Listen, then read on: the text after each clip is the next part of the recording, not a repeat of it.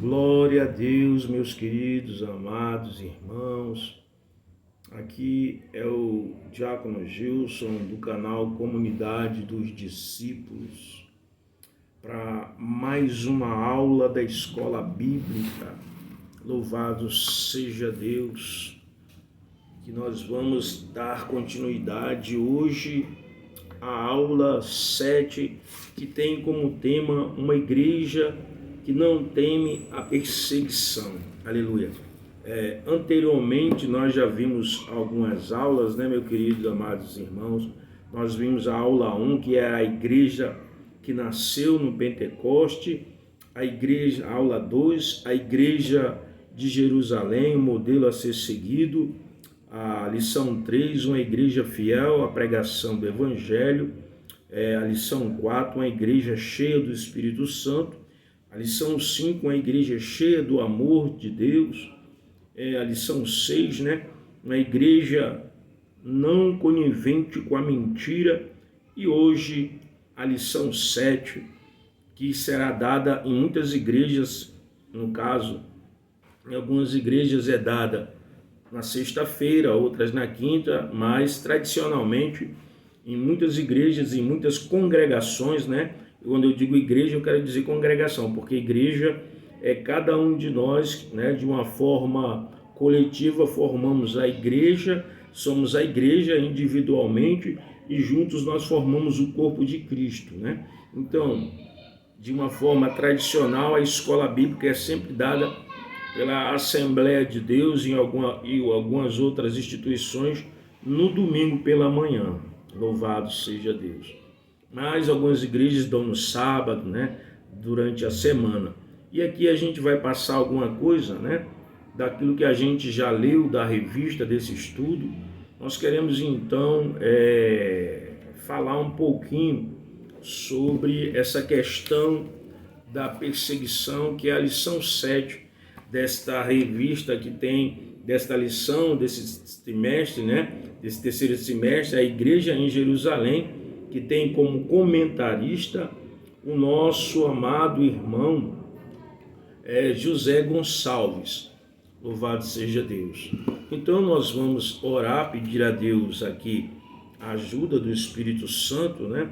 Eu já anotei algumas coisas, irmãos, eu quero ser bem sucinto nesse assunto, não vou me estender em questões históricas, né? Em anos em que a igreja passou a ser perseguida, não. Eu vou fazer aqui vou ser sucinto direto nessa questão de perseguição que a igreja vem sofrendo ao longo da história humana, amém? Vamos orar primeiramente e pedir a ajuda a Deus, o Espírito Santo. Soberano Deus e Pai, aqui estamos em Tua presença, Pai eterno, em nome de Jesus, e queremos, ó Pai, te pedir que o Senhor venha tomar o primeiro e último lugar, Senhor, nesse estudo aqui, ó Pai, que é sobre a escola bíblica. Senhor, edifica a nossa vida, edifica a vida dos irmãos que irão ver esta aula, que eles sejam edificados, que eles venham crescer na graça e no conhecimento do Senhor, em nome do Senhor Jesus Cristo. Toma o último lugar para a glória de Deus. Meus queridos, se inscreva aí no meu canal, Comunidade dos Discípulos, dê o seu like, faça comentários, amém?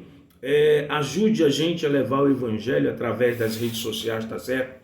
Aleluia. Ajude a gente a conseguir mais membros no nosso canal, mais inscritos, né? Ajude a gente aí a ter o maior número de inscritos possíveis, tá certo? Louvado seja Deus. E aí a gente vai contribuir muito mais para o reino de Deus. Conforme o canal for crescendo, né? A gente vai sendo abençoado, mas também vai abençoar muitas pessoas para a glória do nome de Deus, meu querido. Louvado seja Deus. Bom, meus queridos, como a gente sabe, a revistinha ela já tem uma periclícula, né?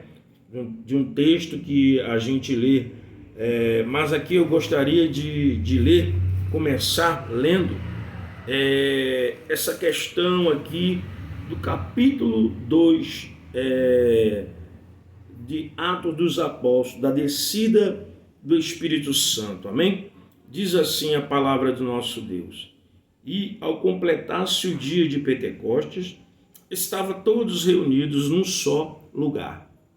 De repente, veio do céu um barulho, semelhante a um vento soprando muito forte, e esse som tomou conta de toda a casa onde estavam assentados. Então todos viram distribuídas entre eles línguas de fogo, e pousou uma sobre cada um deles.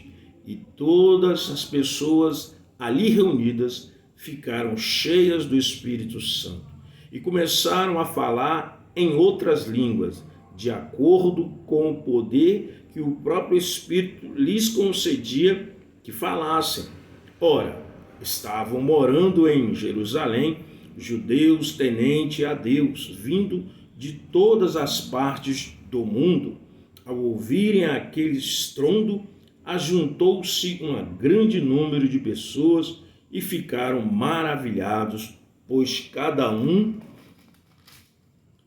os ouvia falar em sua própria língua.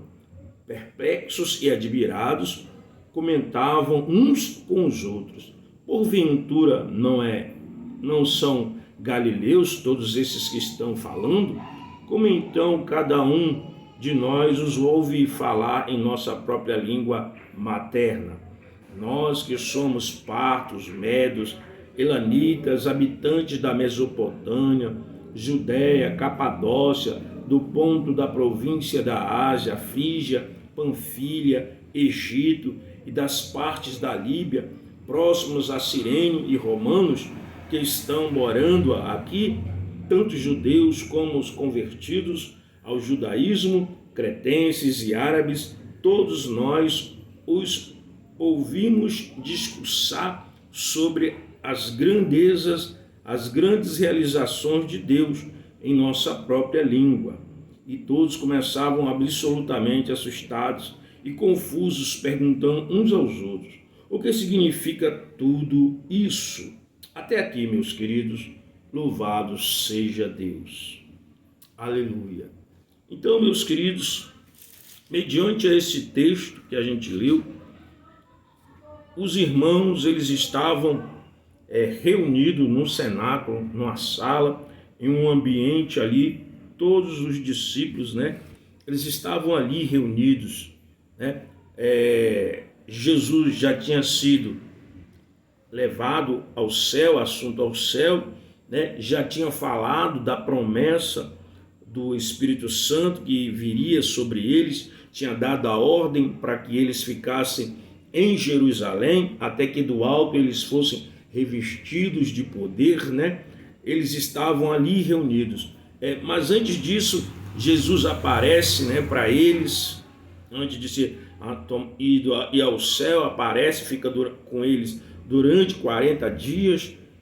E Jesus, quando ressuscita e aparece para alguns, né, para Maria Madalena e para tantos outros, eles estavam no cenáculo, de porta fechada, estavam assustados, amedrontados, com medo, né, de serem rechaçados, de serem perseguidos, estavam ali se sentindo abandonados. E Jesus aparece para eles, né, confortando, consolando, né, mais uma vez, dando ânimo. E dessa vez ele aparece, como em Atos dos Apóstolos, aqui no capítulo 2. E diz que um som, né, eles estavam ali e eles ouvem um som como um vento veemente e eles foram cheios do Espírito Santo. Meus queridos, a partir daí começa para mim a perseguição, porque eles vão começar, né, a falar, a pregar o evangelho com autoridade, com poder. Eles vão começar a fazer milagres, né? A gente vai ver isso acontecendo quando Pedro e João, eles vão ali na Porta Formosa e ali está um aleijado, um homem paralítico que não andava, e esse homem então ele vai voltar a andar, né? Porque Pedro e João são usados ali pelo poder do Espírito Santo, e dá uma ordem em nome de Jesus para aquele homem voltar a andar.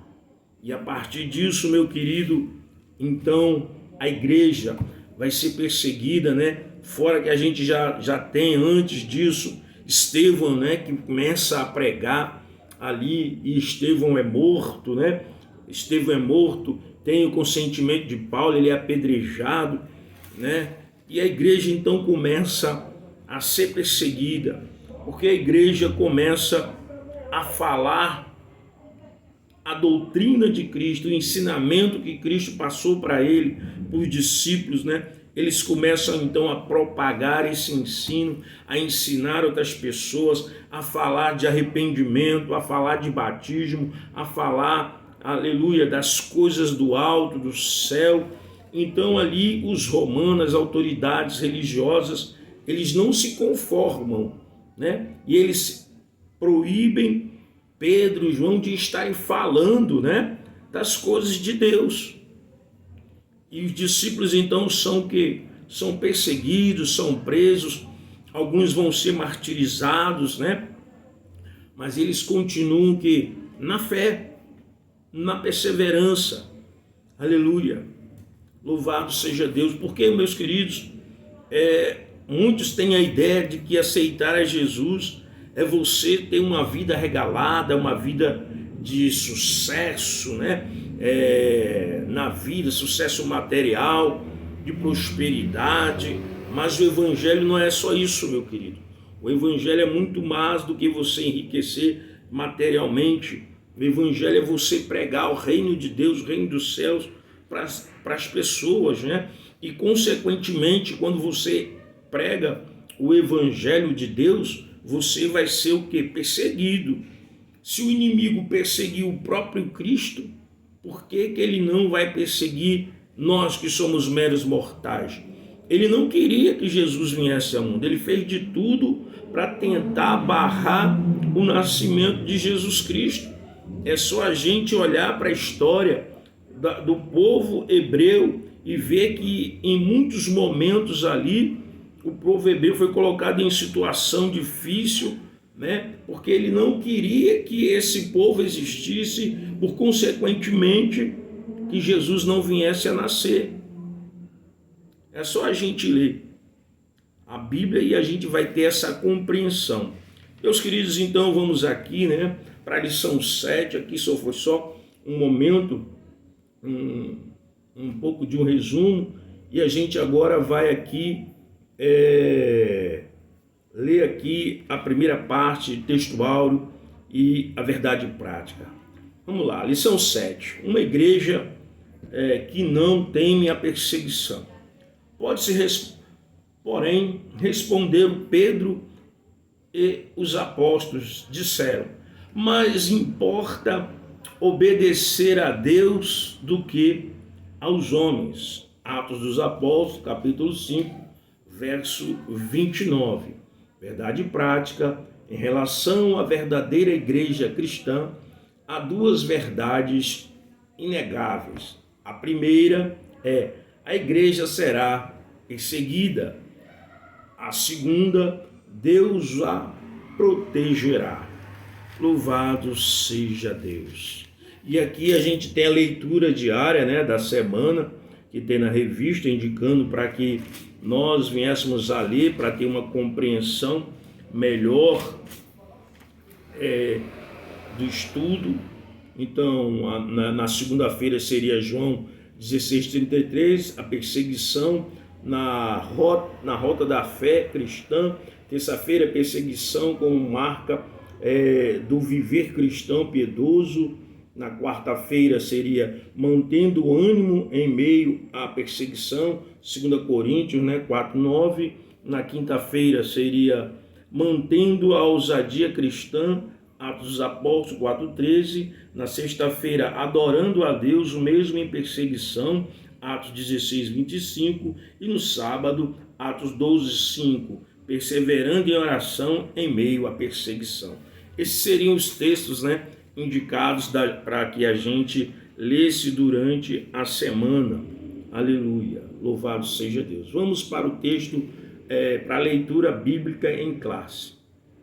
Atos dos Apóstolos, capítulo 5, do verso 25 ao 32, e Atos dos Apóstolos 12, verso 1 ao 5. Diz assim a palavra de Deus.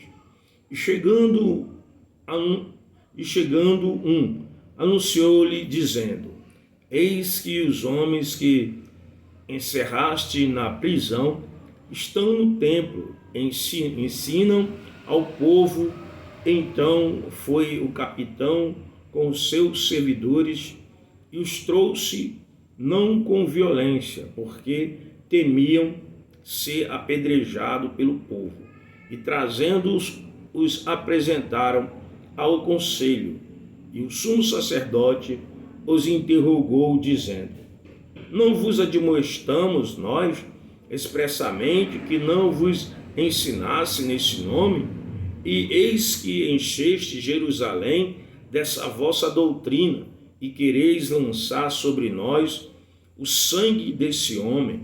Porém, respondendo Pedro e os apóstolos, disseram: Mais importa obedecer a Deus do que aos homens. O Deus de nossos pais ressuscitou a Jesus, ao qual vós mataste, e suspendendo no madeiro. Deus, com sua destra, o livrou, o elevou a príncipe e salvador, para dar a Israel o arrependimento e remissão dos pecados. E nós somos testemunhas acerca dessas palavras, nós e também o Espírito Santo, que Deus deu àqueles que lhe obedecem. Atos 12. Por aquele mesmo tempo, o rei Herodes estendeu a mão sobre alguns da igreja para os maltratar, e matou a espada Tiago, irmão de João, e vendo que isso agradara aos judeus, continuou mandando prender também a Pedro. E eram os dias dos asmos, os pães asmos. E, havendo-o prendido, o encerrou na prisão, entregando a 4 quarentenos de soldados, para que os guardasse, querendo apresentá-lo ao povo depois da Páscoa. Pedro, pois, era guardado na prisão, mas a igreja fazia contínua oração a ele, a Deus. Louvado seja Deus. Meus queridos, aleluia. Jesus, ele vem, os discípulos são batizados, como a gente leu em Atos 2, são ali revestidos do poder do Espírito Santo, recebem poder para poder anunciar o Evangelho. Eles começam a pregar a palavra de Deus, mas, aleluia, as autoridades então tinham prendido alguns, na prisão, mas eles estavam depois ali na praça anunciando o Evangelho, e as autoridades então chamam eles e proíbem eles de ensinar a doutrina, o ensinamento de Cristo, E eles então vão indagar para as autoridades que importa mais obedecer a Deus do que os homens, ou seja, importava mais obedecer a Deus do que as autoridades ali. Veja que esses irmãos, esses discípulos, eles estavam tão cheios do Espírito Santo, irmão, da graça de Deus, que eles tiveram ousadia para enfrentar essas autoridades. Eles não temeram a morte, eles não temeram ser presos, mas eles disseram: olha, importa obedecer a Deus do que aos homens.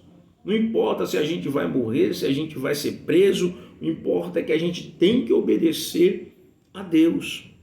E Deus deu para mim e para você, meu querido, uma ordem. Ele disse: ide e pregai o Evangelho a toda criatura. Quem crê e for batizado será salvo, quem não crê será condenado. Meu querido, nosso dever é levar a palavra de Deus enquanto há tempo, A palavra de Deus tem que ser pregada a tempo e fora de tempo, porque nós não sabemos o momento em que nosso Senhor voltará para tirar o seu povo dessa terra. Nós não sabemos o que vai suceder, meus queridos, daqui a um tempo, né? As coisas que hão de acontecer neste mundo, porque tamanha é, meu amado irmão e irmã, a violência a qual o mundo hoje está vivendo.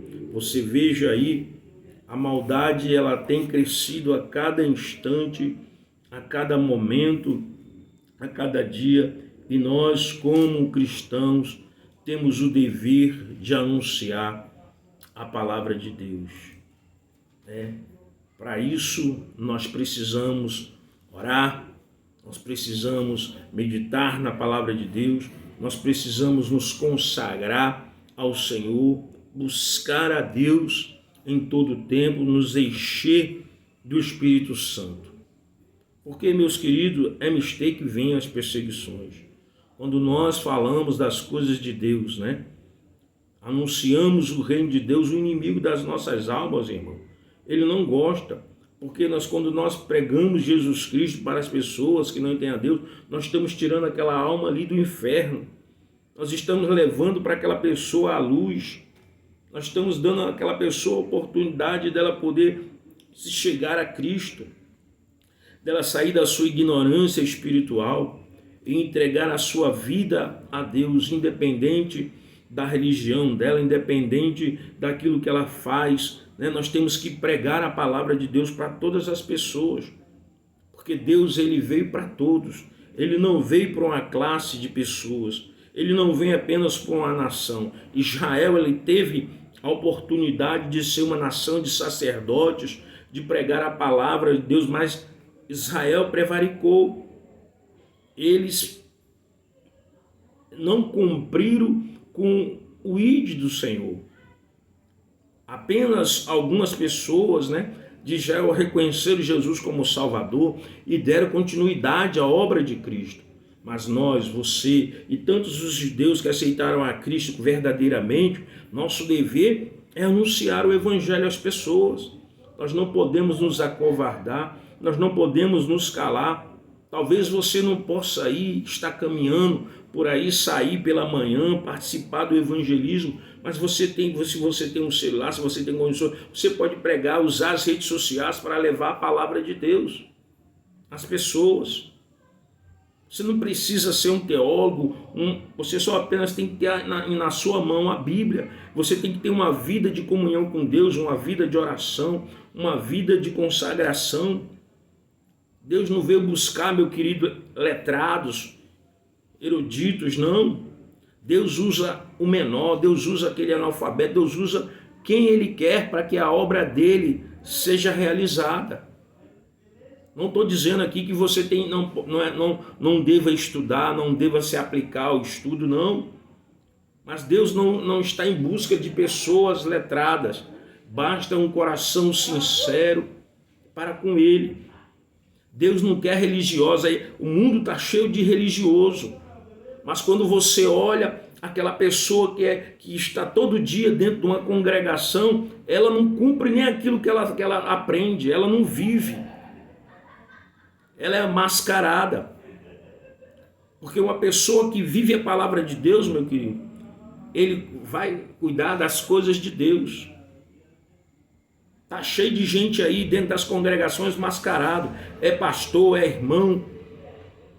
Está cheio de gente assim, usando da palavra de Deus para enriquecer, usando da palavra de Deus para mentir, para usurpar cargos, funções, para ter proveito, né? Para ser bem visto diante da sociedade, diante dos vizinhos.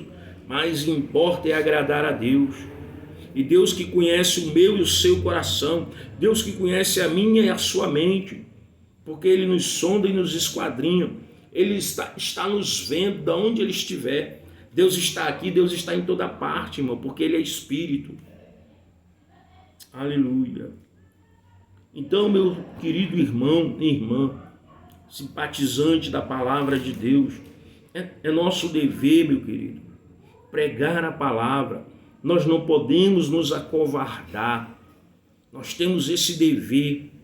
Se vamos ser ou não perseguidos, Nós temos que estar na presença de Deus. Eles aqui não se acovardaram. O texto diz que Tiago foi morto, irmão de João, homem que conviveu com Cristo, mas que não se intimidou. Pregou, e isso lhe custou a vida. E veja que isso agradou, diz aqui a palavra, né? Agradou a Herodes, e Herodes então queria prender Pedro. E ele prendeu, irmão. Mas havia o quê? Constante oração sobre a vida de Pedro. Os irmãos orando, e diz que um anjo foi lá e soltou ele, né? Das cadeias ali, ele saiu. Porque nosso Deus, irmão, é o Deus do livramento. É o Deus que protege, mas tudo de acordo com o propósito dele. Quando nós olhamos para Estevão, aí você pergunta, aí você diz, Diácono Gilson, mas Estevão morreu. Se Deus protege, por que Deus não protegeu a Estevão? Meu querido, Deus tem os seus propósitos. Deus é soberano. Ele sabe como agir, o que fazer. Veja que Estevão morreu, mas não foi em vão. A sua pregação teve efeito. Muitas pessoas ali, eu creio, que aceitaram a Jesus. Outras não, outras ali estavam com o coração endurecido, cheio de ódio, a ponto de apedrejá-lo até a morte. Mas não foi em vão a pregação de Estevão. A sua pregação, a minha, quando você sai para evangelizar, para anunciar Jesus, não é em vão, por mais que você não saiba falar direito, se expressar, mas quando você começa a falar das coisas de Deus com amor, com sinceridade, o Espírito do Senhor é quem faz a obra, Ele é quem convence o homem do pecado, da justiça e do juízo. Aleluia. Meus queridos, eu antes de ler aqui a revista, eu quero dizer aqui algumas coisas que eu anotei sobre a história da igreja. A história da igreja, irmão, é marcada por diversas perseguições ao longo dos séculos. Essas perseguições ocorreram tanto em contextos antigos quanto modernos, envolvendo diferentes impérios e regimes e grupos religiosos. A perseguição na antiguidade foi por Roma. O cristianismo enfrentou perseguições significativas durante o Império Romano, especialmente nos primeiros séculos ali, após o nascimento de Cristo. Estas perseguições foram motivadas por fatores como recusa dos cristãos em adorar os deuses romanos e o temor de sua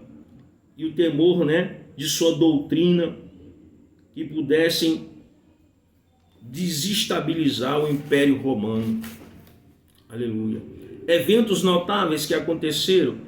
Entre os exemplos mais conhecidos de perseguição romana estão as de Nero, que culpou os cristãos pelo incêndio de Roma, e os de Diocleciano, que tentou erradicar o cristianismo através de editos que proibiram práticas da religião. Também temos na Idade Contemporânea o Império Otomano. Durante o Império Otomano, os cristãos de diferentes denominações foram perseguidos e sofreram discriminação. Também a Alemanha nazista. A Alemanha nazista perseguiu grupos religiosos, incluindo cristãos que se opunham ao regime, que eram considerados indesejáveis. Também na União Soviética. A União Soviética, um Estado ateu, perseguiu e supriu práticas religiosas, incluindo o cristianismo, buscando eliminá-los como uma força social e política. A gente também tem no mundo muçulmano, em diversas regiões, como a maioria muçulmana, cristãos enfrentam perseguições e discriminação que podem incluir violência física, restrições à liberdade religiosa e ataques às igrejas. Em outros contextos, além desses exemplos, cristãos também enfrentam perseguições em outros contextos, como na Índia, onde o hindus e o muçulmano têm perseguido cristãos de diferentes momentos da história. Veja que neste momento a qual nós estamos estudando esta palavra, muitos irmãos em muitos outros locais do mundo estão sendo perseguidos. Muitos cristãos na Nigéria foram mortos.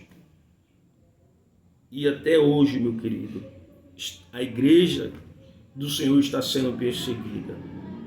Aqui no Brasil nós temos que agradecer a Deus, porque aqui no Brasil eu não vejo uma perseguição acirrada. Aqui no Brasil nós temos a liberdade de cultuar a Deus dentro da nossa casa, nós temos a liberdade de cultuar a Deus dentro de uma instituição, num local preparado para ali os irmãos estar ali estudando, aprendendo, louvando a Deus. Aqui no Brasil não vejo uma perseguição tão acirrada neste momento atual em que nós vivemos. Nós temos essa liberdade. Pelo nosso país, o Brasil ser um país laico, né? Há uma diversidade de religiões no nosso país. Nós temos que agradecer a Deus por isso, irmão. Porque isso nos ajuda também a levar o Evangelho. Agora nós também temos que saber respeitar as pessoas. Você, ao evangelizar, se a pessoa se recusar, meu querido, você não tem que ofendê-la, você não tem que dizer que ela vai para o inferno, nada disso. Você apenas tem que agradecer, sacudir a poeira dos seus pés e sair. Nada de ofender, porque as pessoas elas são livres para aceitar a Jesus. Nem todos os irmãos irão aceitar Jesus como Salvador. Nós temos apenas que pregar, porque quem convence o homem do pecado, da justiça e do juízo é o Espírito Santo. Aleluia. Vamos aqui, aleluia, depois dessas considerações, dessas falas, vamos aqui ler, aleluia, o que está nesta lição. Diz assim, introdução: desde o início, a igreja enfrenta oposição e perseguição por sua própria natureza. A fé cristã atrai sobre si rejeição e perseguição. Isso porque a fé cristã, por defender princípios exclusivos, muitas vezes se choca com valores seculares mundanos. Foi assim no primeiro século e assim ainda hoje. Contudo, devemos destacar que a igreja não está sozinha nem abandonada no mundo. Deus é o seu dono e, portanto, o seu protetor. Vemos ao longo da história da igreja o Senhor agindo de diferentes formas para dar livramento e vitória a seu povo. Assim, nesta lição, veremos como Deus faz isso, capacitando e empoderando o seu povo para viver no meio de um mundo hostil. Aleluia. Meus queridos, os valores do reino de Deus são diferentes dos valores do reino deste mundo. Enquanto este mundo caminha para o abismo, o lamaçal de pecado, os valores divinos de Deus, eles nos levam a uma vida de santidade, de obediência e de temor a Deus. E os valores de Deus e os valores do mundo, seculares, eles se divergem, eles se batem, e o diabo não gosta, E muitas pessoas, irmãos, têm, infelizmente, seus valores deturpados, Hoje a gente vive em uma sociedade pós-moderna, onde as pessoas fazem aquilo que para ela é melhor, Você veja aí essa questão que nós estamos aí vivendo, Hoje se tem um relacionamento de homem com homem, mulher com mulher, E a gente sabe que, biblicamente, este relacionamento, de ambos os sexos, homem com homem, mulher com mulher, não é o ideal, não é aquilo que Deus determinou para a humanidade.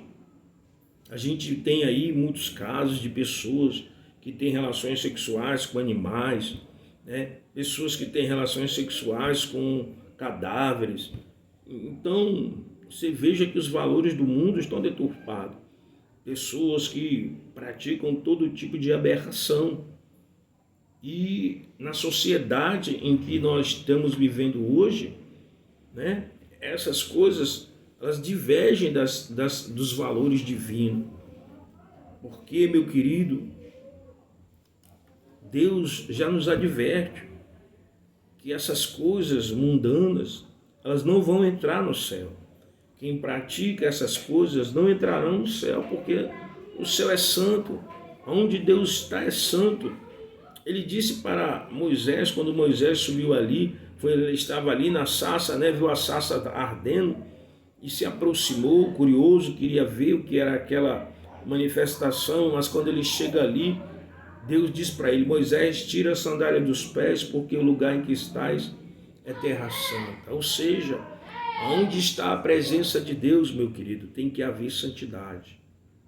Deus requer de mim e de você um coração limpo, uma mente transformada.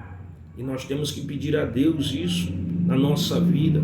Nós temos que pedir a Deus que nos transforme, que nos liberte das amarras do mundo, que nos liberte dos conceitos do mundo, dos valores do mundo, que nos dê umas vestes alva como a neve. Nós temos que pedir a Deus todos os dias o perdão dos nossos pecados, porque muitas das vezes pecamos com palavras, pensamentos ou até mesmo no nosso modo de viver, no nosso comportamento diário. É muito fácil, às vezes a gente acusa, aponta aos outros, mas nós não olhamos para a trave que está em nossos olhos e queremos tirar o cisco do olho do irmão. Então no céu, meu querido, não vai entrar pecado. Por isso nós temos que cada dia mais buscar os valores divinos para nossas vidas, porque os valores de Deus, eles não se encaixam com os valores deste mundo. E nós temos que pedir a Deus todo dia para nos santificar, para nos moldar, para nos levar a ser uma pessoa santa, um coração verdadeiro. Temos que estar pedindo a Deus a transformação da nossa mente. Aleluia. Louvado seja Deus. E o mundo, os valores do mundo não se agregam aos valores de Deus. E os valores de Deus não se agregam aos valores do mundo. A igreja perseguida. Os perseguidores na Bíblia, vemos que as autoridades religiosas da época dos apóstolos começaram a se opor à igreja. Atos 5, 17 e 24. Atos 5 menciona três grupos, os sacerdotes, os saduceus e o capitão do templo. Os saduceus eram um grupo muito influente, com grande poder político e religioso. Eles tinham o apoio dos sacerdotes e os anciões, e dentro dessa classe religiosa eram os mais poderosos. Esse grupo já havia tentado atrapalhar o ministério de Jesus várias vezes, criando dificuldades sempre que podiam. Lucas 20, 27 ao 40, os anciões eram líderes judaicos, influentes, representando tanto aspectos religiosos quanto os políticos, mas sem exercer funções sacerdotais. No templo, já o capitão do templo, mencionado também em Atos 4:1, era um sacerdote de nível inferior, mas que tinha autoridade policial dentro do templo. Esses grupos, cada um com a sua influência, viam a igreja como uma ameaça e fizeram de tudo para impedir a pregação do evangelho. Veja que esses líderes religiosos, eles queriam impedir a pregação do evangelho. E nos dias de hoje, meu querido, muitas pessoas, querem também impedir a pregação do evangelho. Talvez na sua casa, seu pai, sua mãe, você, jovem que aceitou a Cristo, seu pai não aceita que você fique falando de Jesus Cristo dentro do seu lar. Talvez no seu trabalho, seus colegas não querem ouvir, mesmo na hora do almoço, na hora do descanso, né? Então, a sociedade em que nós vivemos hoje, irmão, muitos não querem ouvir a palavra de Deus. Muitos se sentem incomodados, né? E muitas das vezes, muitas autoridades de países, né, de alguns países, querem impedir a pregação do Evangelho. Você veja que, diferente do Brasil, muitos países do Oriente, o muçulmano, o Evangelho ele não é aceito.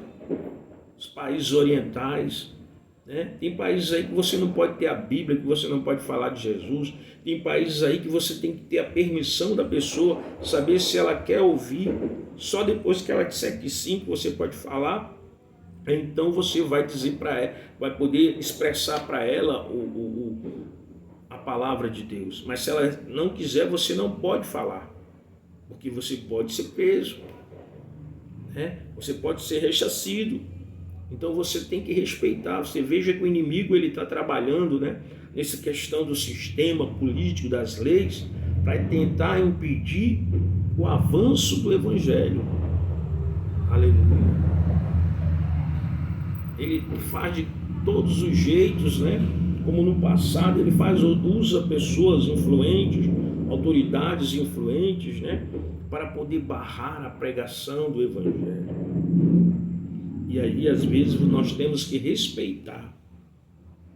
Aleluia. Mas, se nós nos calarmos, as pedras falarão e pregarão o Evangelho. A televisão, o rádio, as redes sociais, elas falam. Aleluia. Esfera da perseguição. A esfera da perseguição. A perseguição dos judeus aos cristãos se dava em duas esferas: religiosa, por verem a mensagem de Cristo como ameaça, e política. Os romanos procuravam aumentar o capital político com os judeus. Na esfera religiosa, Lucas registra que os religiosos judeus prenderam os apóstolos, Atos 5, 17 e 18. À medida que os cristãos testemunhavam da sua fé, com poder ganhavam mais e mais admiração popular. Atos 2, 47. Muitos já haviam aceitado a fé. Atos 4, versos 4. Esse número continuava crescendo. Atos capítulo 5, verso 14. A inveja, portanto, provocou a ira desses líderes. Enquanto a igreja crescia, o velho judaísmo farisaico regredia. Aleluia.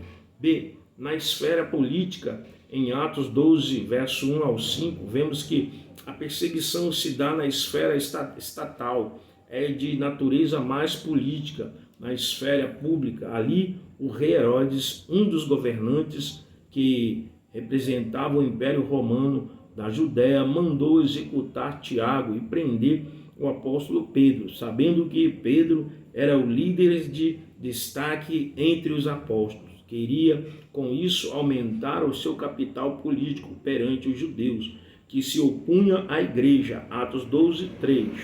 Meus queridos, se veja ali que Tiago, né, ele foi morto, e agora Pedro estava também a mando de Herodes, ia ser preso, foi preso, né? Porque isso agradava, né, ao povo, aqueles que não queriam ouvir a palavra de Deus, aqueles que se opunham à palavra de Deus. Então as autoridades, para agradar aqueles que se opunham ao Evangelho, a palavra de Deus, eles matavam, eles prendiam os apóstolos, os líderes, né, para agradar quem? O povo, para que eles pudessem ter ou seja, o seu aumento, o seu capital político aumentado. Mas veja bem, meu querido, o que eu vou dizer agora. Muitos irmãos são perseguidos, não por pregar o Evangelho. Muitos irmãos na atualidade estão sendo perseguidos por conta de ideologias humanas, por conta de suas ignorâncias, por conta do seu desrespeito também com as autoridades, porque nós, meu querido, como cristão, o Senhor nos exorta a obedecer as autoridades. Ele não nos manda agredir com palavras, não nos manda estar metido com coisas erradas, em falcatrua, não nos manda estar conspirando contra as autoridades, não. Ele nos manda pregar. Mas muitos irmãos, muitos líderes aí religiosos, infelizmente estão conspiraram e ofenderam, né, autoridades políticas e autoridades aí que elaboram as leis, irmão, e não estão sendo perseguidos pela palavra de Deus, esses homens. Né? Eles podem até dizer que está sendo perseguido, mas Deus sabe que não é. Eles estão sendo perseguidos por conta dos seus próprios maus comportamentos, do seu próprio mau testemunho diante da sociedade. Porque um servo de Deus, uma mulher de Deus, ele não dá bom testemunho, ele não dá mau testemunho, ele procura viver a palavra de Deus. Né? E quando você vive, e se você é perseguido, o Senhor diz que nós devemos nos alegrar com isso.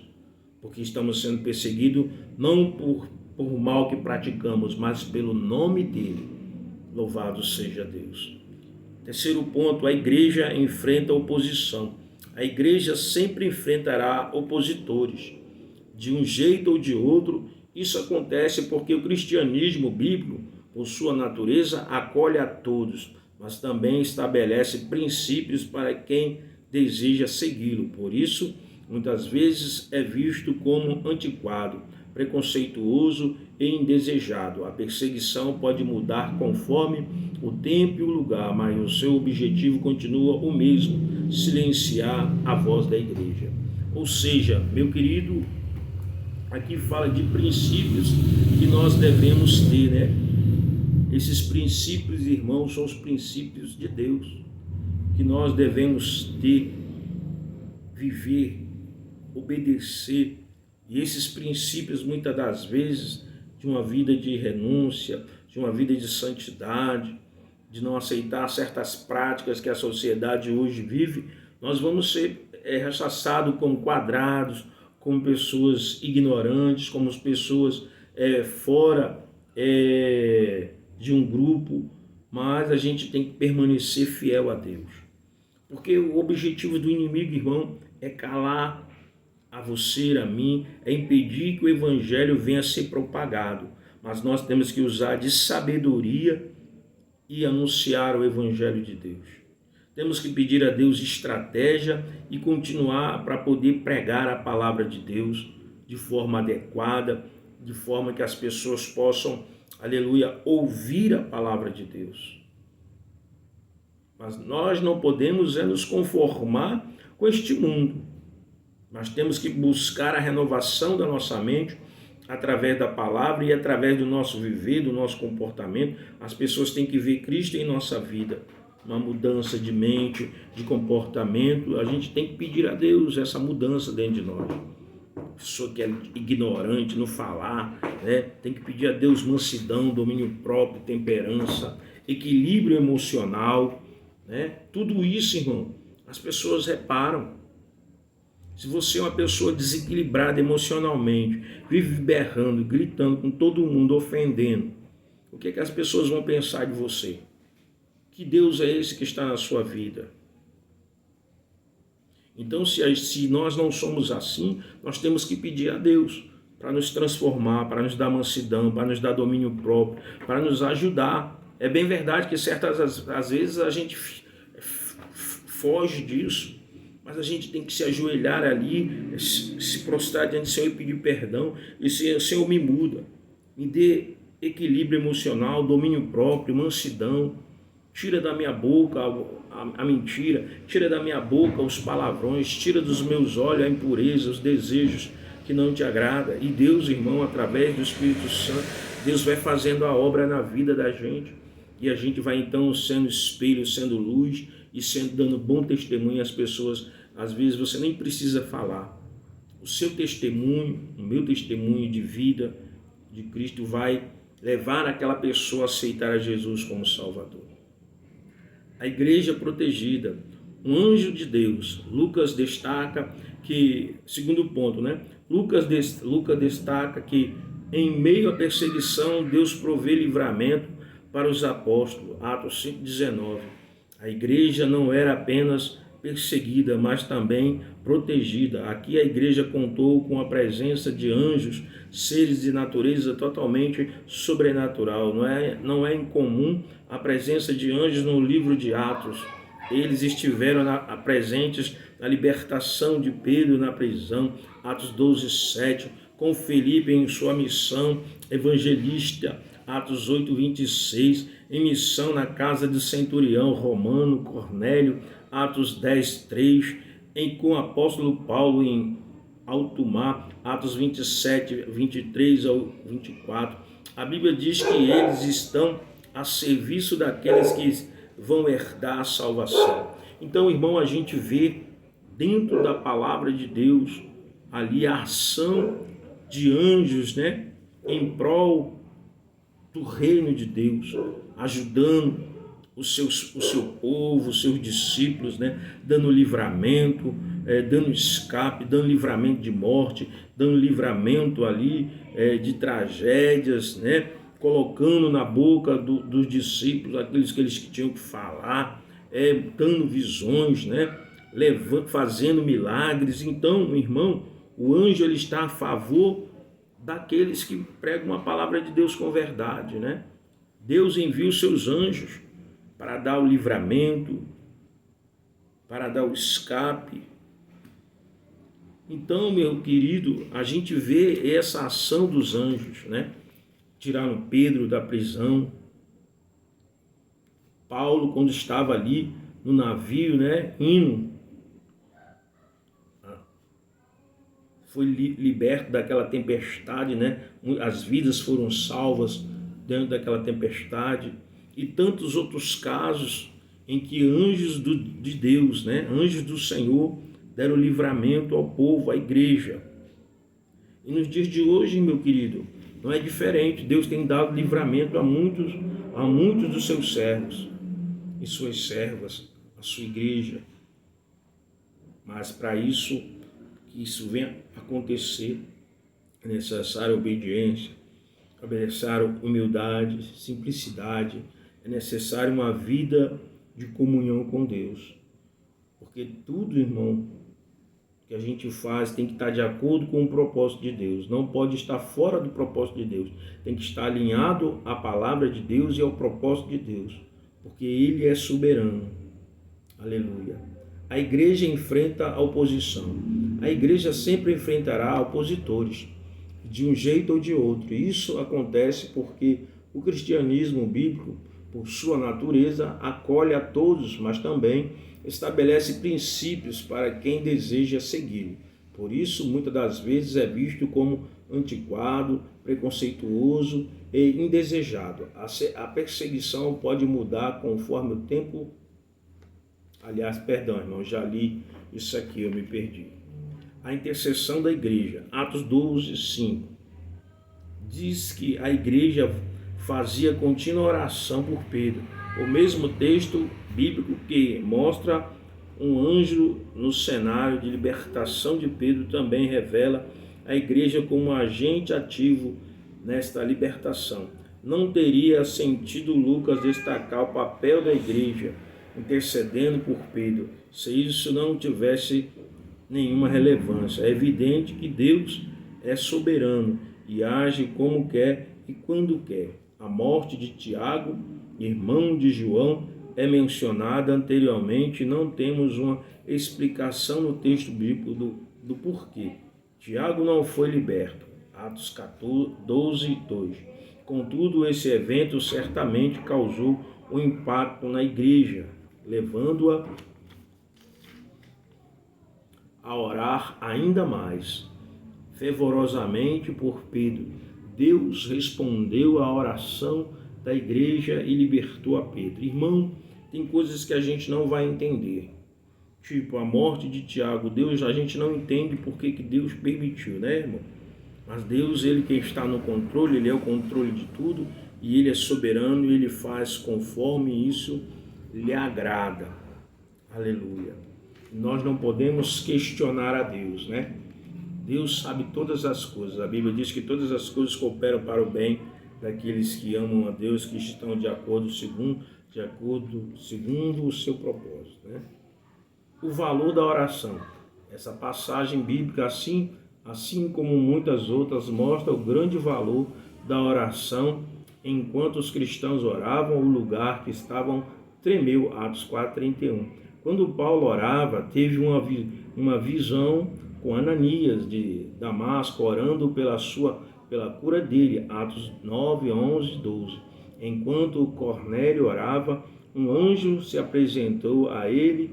Atos 10, 3. E aos apóstolos oravam para que os cristãos fossem batizados no Espírito Santo. Atos 8, 15. Não podemos subestimar o poder da oração. A conhecida frase, muita oração, muito poder, pouca oração, pouco poder, ainda continua atual. Veja, meu querido, a importância de orar, né? Jesus, os discípulos lá, quando estavam com ele, no Sermão do Monte, Jesus ensinou o Pai Nosso, a oração do Pai Nosso para os discípulos, né? E Jesus nos deu o exemplo de orar. Ele sempre estava se recolhendo para ter momentos de oração com o Pai. Assim também, meu querido, nós devemos nos recolher em determinados momentos da nossa vida e orar. Entrar no nosso quarto, fechar a porta e orar ao Pai, falar com Ele das nossas queixas, das nossas demandas, das nossas dificuldades, no nosso modo de agir, no nosso andar. Pedir a Deus que nos fortaleça, que nos perdoe, pedir a Deus que liberte vidas, né? Orar pela libertação de vidas, pedir a Deus proteção, pedir a Deus direção. Então nós devemos estar sempre orando, irmão, porque a oração ela tem poder. Deus está atento à oração daqueles que oram com sinceridade, com um coração sincero, principalmente daquele que ora por vidas, né?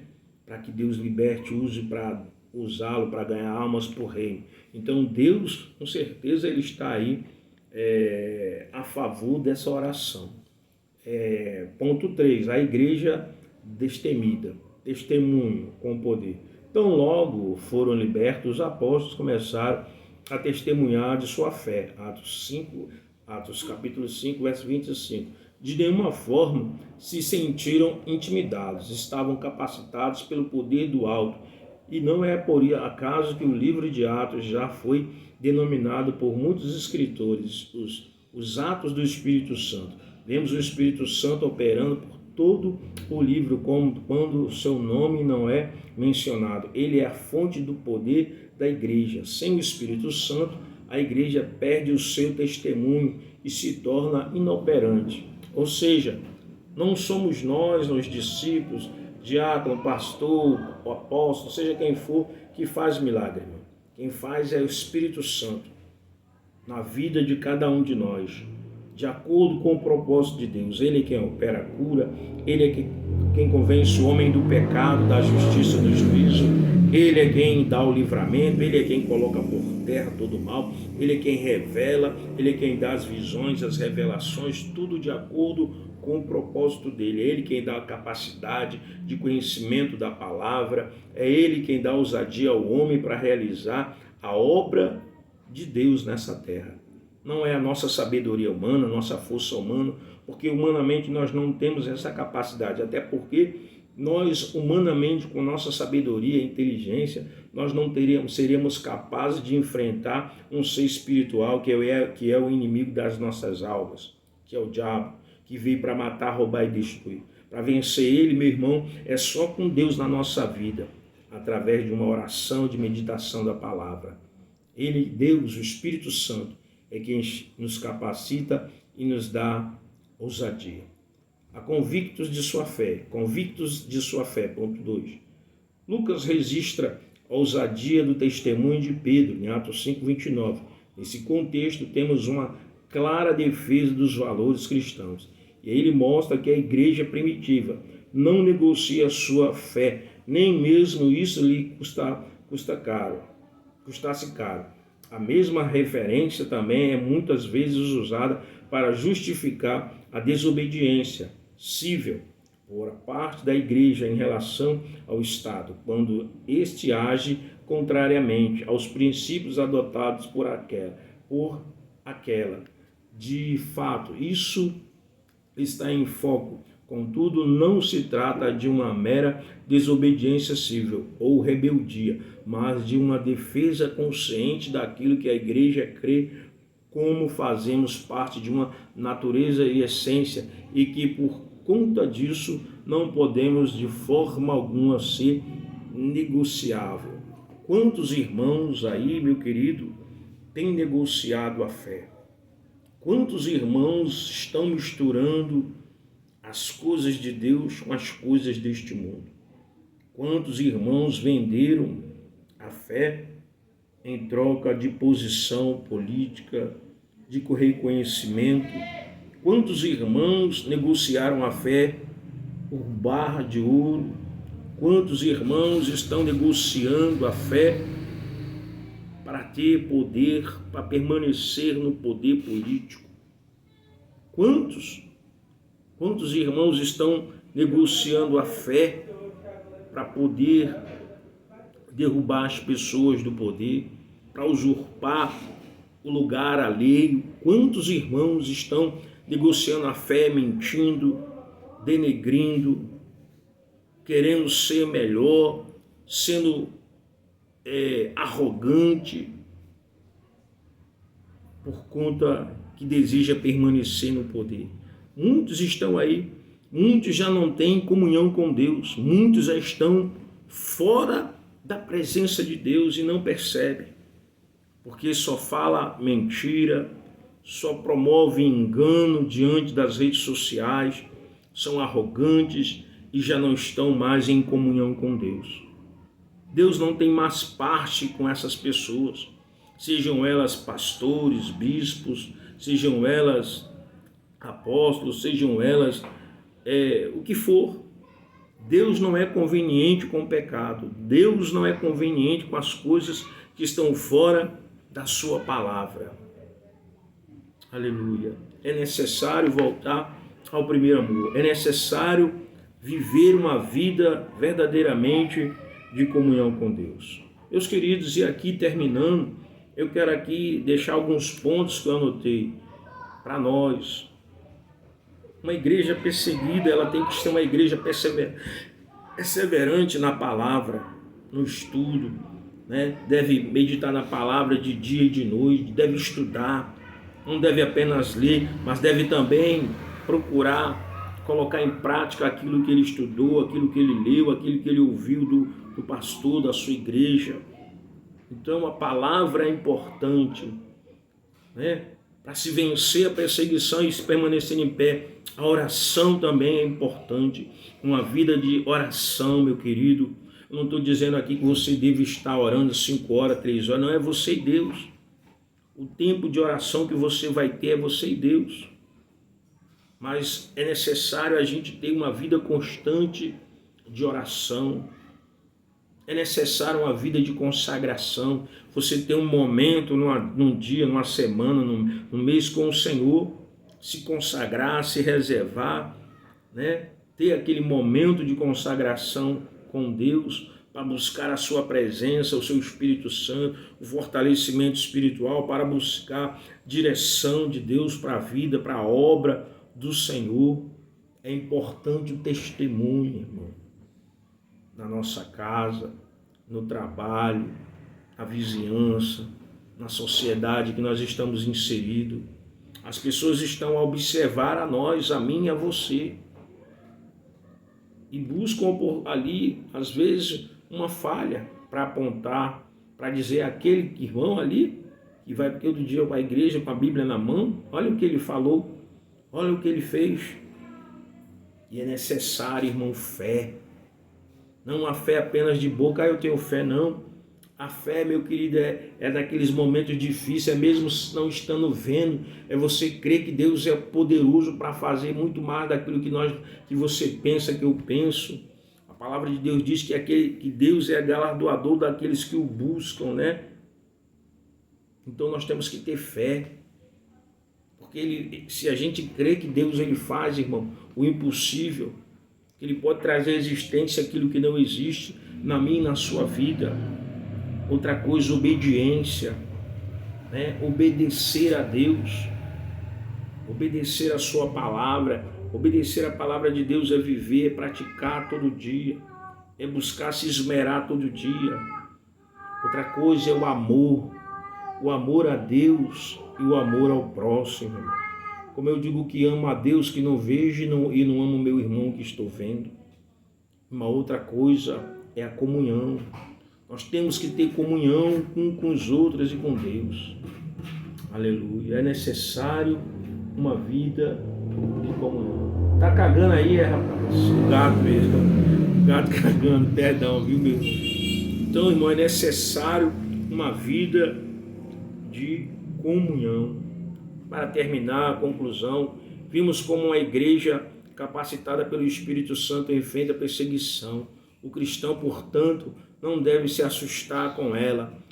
No contexto do cristianismo bíblico, essa é a regra. Não há exceção. Ninguém gosta de ser perseguido.